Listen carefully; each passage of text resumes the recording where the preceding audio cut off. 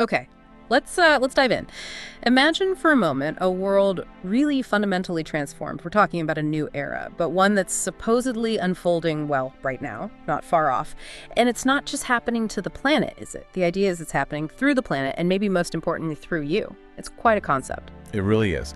Welcome everyone to this deep dive. Today we're looking at a really fascinating perspective. It comes from a transcript of a GFL Energy update video from the GFL Station YouTube channel. Yeah. And this material, it presents this vision of Earth's transformation, focusing on what it calls a golden age timeline that's now anchored, supposedly, on Gaia. Right. And our goal here, our mission for the session, is to really explore this core idea, this concept of a huge vibrational gateway that's allegedly pushed Earth into, what did this source call it? A brand new harmonic matrix of light. The Oric Dawn lattice, that's the term they use. The Oric Dawn lattice. Okay. So we'll get into what that means for, your daily life, your senses, maybe even society, and your personal role in all of this. But we're sticking strictly to the insights from this particular source material today. Absolutely. And what's really striking right off the bat is this claim that Earth has just crossed a great vibrational gateway. The source doesn't mince words. It calls the effect miraculous. It's presented as a definitive step taken. A decisive crossing, yeah, not just a slow drift. And this crossing, this sacred passage, it's led to this Oric Dawn lattice. So picture the planet encircled by these living strands of iridescent plasma. That's the description. Yeah, and each strand supposedly carries divine memory from source. Divine memory. Wow, so like a new energetic framework. That's a good way to put it. Sort of like Earth's new operating system, energetically speaking. High frequency. And these luminous threads, they're described as humming, gently dissolving the old stuff, the fear-based timelines. Okay, dissolving the fear, right. Which then allows reality itself to flow more gracefully around heart-centered intentions. The source uses this image of water flowing around a crystal. I like that. It implies reality becomes more responsive, maybe, to our inner state. Precisely. It suggests a fundamental shift in how reality even works. Yeah. How it's constructed and experienced, more tuned to vibration. So the big headline here isn't just things might get better, it's a declaration. This magnificent golden age timeline has been firmly anchored on Gaia. That's the claim. Firmly anchored, and its radiance is available to all who choose to embrace it. Which kind of shifts the whole idea of ascension, doesn't it? From something you strive for in the future to something present, available now. Exactly.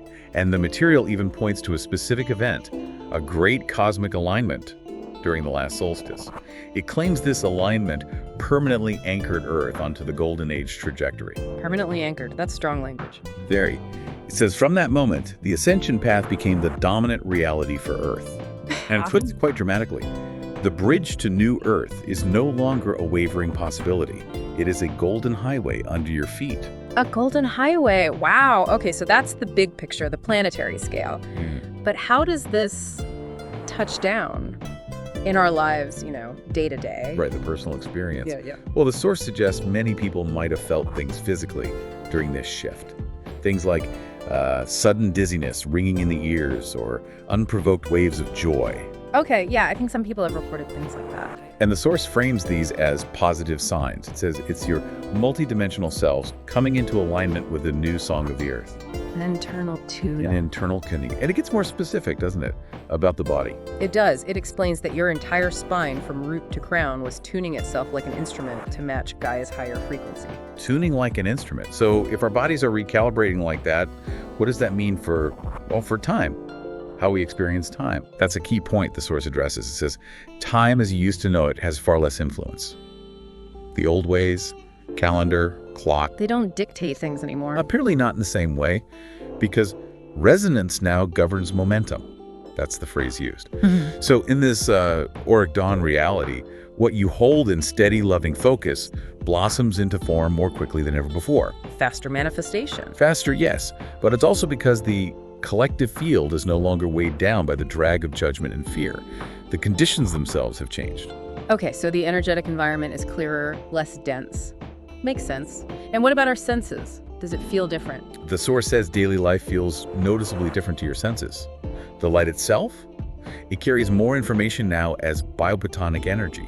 Biopotonic energy, like life force in light. Sort of, yeah. Think of how plants use light. It suggests light is now a denser stream of energy, influencing our biology more directly, which would explain why colors might seem more vivid or scents linger like gentle musical notes. That's fascinating. And other physical changes. Anything subtle? Yes. It mentions an uncanny lightness in your body, especially in the morning. Almost like gravity itself feels different, has a new quality. A new quality to gravity and changes in body chemistry, like maybe feeling sleepy earlier, needing that time for meaningful dream journeys, or feeling a sudden wave of warmth in your heart when you meet someone, like an instant soul recognition physically felt. Instant soul recognition. Yeah. And as you adapt, your body starts feeling less like a dense object and more like a luminous instrument of consciousness that you can tune. An instrument you can tune. So practices like yoga or Tai Chi, they become more important. They take on a new purpose, according to this material. Not just physical fitness, but actively adjusting your auric vibration, fine-tuning your energy field to match Gaia's. Okay, that makes sense. Tuning ourselves to the new frequency. Now, what about society? If we're all changing, society must change too, right? Absolutely. The source suggests that as we ascend, the old ways of organizing are fading. Old top-down hierarchies are gently fading, it says. Making way for radiant stewardship. Leadership isn't about titles anymore. It emerges organically from those whose light and wisdom naturally guide the moment. Organically? Yeah. How does decision-making work then? It describes councils forming naturally when people with complementary soul missions connect. And decisions are made by sensing what resonates with everyone's heart. It's about energetic alignment, not just debate. If a proposal feels heavy, lowers the group energy, they adjust it until it sings with harmony for all. Wow, that's a very different model. Based on resonance, what about things like, well, money, resources? That's maybe one of the most radical shifts described. Money as you know it has begun to fade away, the source claims. Fade away, replaced by what? By an exchange of light. It says your unique gifts, your frequencies, vision, creativity, healing, whatever it is. These are the true treasures. An exchange of light. How does that work practically? I mean, how do you measure that? It seems less about measurement, more about circulation. Abundance is seen in the warmth, creativity, and well-being circulating through the community. It implies value is based on contribution, on resonance, not a fixed currency. Work itself becomes joyful contribution, doing what excites your spirit. Joyful contribution. That certainly impacts how we view things like agriculture or our relationship with nature. Definitely. Agriculture becomes a collaboration with nature's intelligence. It even mentions sonic permaculture. Sonic permaculture, using sound on seeds. Yeah, exposing seeds to harmonious sounds, crystal energies, claiming it leads to resilient crops without chemicals. And water is honored as a living ally. Communities blessing springs, singing to water. It's a very different relationship. A deeply respectful one. And technology, does it disappear or change? It changes fundamentally. It becomes alive and eco-friendly. Homes grown from living organic materials. Grown, like biologically. That's the description. Transportation uses silent and clean magnetic light vehicles. Energy from crystalline towers, using Earth's frequencies and starlight. Unlimited, clean power. Crystalline towers. Okay, and personal tech. Minimal and intuitive. Maybe just light interfaces attuned to thought. But the key principle, the absolute core, is that every new invention must benefit the collective and honor the planet. That changes everything. It really does shift the entire motivation behind innovation. Yeah. Okay, let's talk about learning. Education, how does that look? Utterly transformed, according to the source. It's not about cramming facts, it's about revealing each soul's inner genius. Revealing inner genius. How? Children learn in starlight atriums or nature classrooms. Mentors guide them by perceiving their auric energies. Learning is experiential and heart-centered. It's non-linear and cooperative. Older kids mentor younger ones. No grades, no competition. Nope. Progress is measured by expansion of consciousness, kindness, creativity. It's a whole different paradigm. And libraries, what happens to them? They become living libraries of light. The source claims you can tap into the collective wisdom field. Tap into it how? Through focused intention, heart resonance. You can apparently converse with the essence of great inventors, artists, or ancestors. Direct access to knowledge across time. Wow. Okay, and relationships. How do human connections change? They're set free from former constraints, guided by full resonance and genuine affection, not old patterns or obligations. Parenting becomes a joyful community endeavor. Everyone helps nurture each child's gifts. Plus, and awareness of angelic guides. A community raising children. And conflicts, they must still happen sometimes. Yes, but they're handled with calm and wisdom. The priority is harmony, not being right. People have learned harmony is more valuable. That's a big shift in values. What about ownership, possessions? That evolves too. People see themselves as guardians or caretakers, not owners clinging to things. Resources circulate, reducing anxiety about lack. Guardians, not owners. Interesting. And daily life sounds like it has more ritual. Yes, rich with shared rituals, like gathering at dawn to give thanks, honoring moon phases, seasons with song, dance, and prayer. And Earth itself, Gaia, how does the planet look or feel? Visibly radiant, the source says. The land glows, plants shimmer, some trees have leaves that glint at twilight. Glinting leaves? Animals are closer too. Telepathic communication becomes common. The climate gets gentle and balanced. The sky shows sublime beauty, iridescent light bands. Telepathic communication with animals. Wow, and ancient secrets. They emerge. Long, hidden crystal caves and healing springs. Deep waters that glow like liquid gems and can transmute negativity. But maybe the most profound thing is the direct communion people now feel with Gaia's spirit. Feeling her heartbeat, her hum, just by being quiet on the land. A deep reconnection. Okay, so bringing this all back to the individual, to you listening, what's our role in all this? What's the personal contribution? The source stresses it's both simple and immensely important, and that is, maintain and broadcast the light within you. Just hold the light.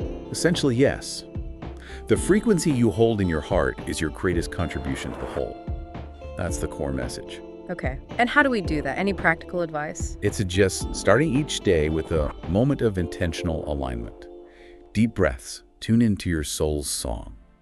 If there's heaviness, visualize warm golden sunlight filling your body to lift it, consciously setting your tone. Intentional alignment, makes sense. What else? Integrity, especially in speech, calls it promise alchemy. Only promises that resonate with your heart and honor every word you speak. Promise alchemy. Why is that so important now? Because in this higher frequency, words are living vibrations. They shape reality more directly. Even a casual half-hearted maybe carries more weight. The field is less dense, so manifestation, including from words, is quicker. It also mentions gold, interestingly. Gold. How does that connect? It says gold carries a high frequency akin to the divine light in your cells, helping to tune you to this golden age vibration. Okay. And what about difficult emotions? Do they just disappear? No, actually the opposite. Life in this high frequency acts like a mirror, showing you remaining shadows so they can be healed. Old stuff might surface for a final release. So we shouldn't suppress them. Exactly. Breathe deeply, allow the feelings without judgment, use movement, nature to help transmute the energy. It's about integration, not suppression. And when we see others going through this, releasing old stuff. The advice is to stay centered in your heart, maintain compassionate boundaries, offer a silent prayer or envisioning rose gold light around them. Your stability helps them find theirs. Okay, so don't get pulled in, but offer stable, compassionate presence. What about service? How does helping others change? It's reframed, not about saving the world through struggle or sacrifice. That's the old way. Now it's about infusing the world with light through your everyday passions and skills, doing what you love, consciously. So just living authentically with awareness is service? Yes. Every act done with higher awareness becomes a node of positive energy. It's a much more joyful, less burdensome view of service. That feels lighter. And making decisions, how do we navigate choices? Use your inner compass. Before acting, pause. Sense how it feels in your heart. Ask, does this resonate? Will it add to the love? The source concludes, alignment beats ambition every time. Inner guidance is key. Alignment over ambition. Got it. And groups working together. Very powerful. Whenever souls gather with a unified intent, their combined energy sends ripples of healing and harmony through the planetary grid. It's like acupuncture for the earth. Conscious collective intention has a real tangible effect. Acupuncture for the earth. Okay, so as we wrap this up, let's circle back to that main point. The core assertion from this material, the Golden Age timeline, is now certainly established and absolutely irreversible. It's presented as a done deal, quantumly speaking. Irreversible. So it's not about if, but about how we align with what is. That seems to be the perspective, yes. It's here, we just need to tune into it. And the Galactic Federation role in this? According to the source. Supportive. Yeah. Catalytic, but not controlling. They're here to encourage and illuminate, but crucially, not to take away your sovereign power. It's still about our journey, our choices. Oh, or sovereign power, okay. Which leads to the final thought here. This source affirms that each person listening, you, are a master in the making, a soul who actually volunteered to be the dawn of this new age for Earth. We volunteered for this. So the closing thought for you to take away is this. As you step into this reality, this described reality, how will you choose to live each day? How will your choices, your words, even your silent thoughts, how will they consistently reflect the love, the truth, the faith of this new reality? Radiating your truth, transforming your world from the inside out, simply by being your awakened self.